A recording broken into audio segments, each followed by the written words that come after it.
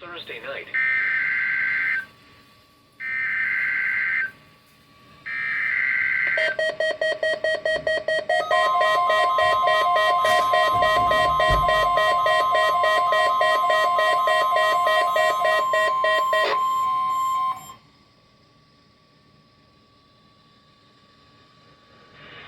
This is a weekly test of no-weather radio's warning alarm. During dangerous weather situations, weather radio receivers are activated to warn you of the impending hazard. A test of the system is conducted every Wednesday between 11:15 a.m. and noon.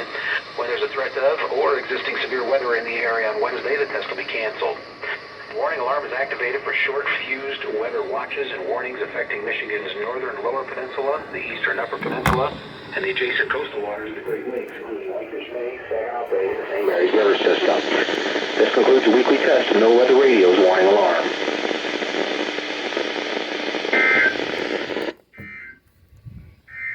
The short-term forecast for Gaylord.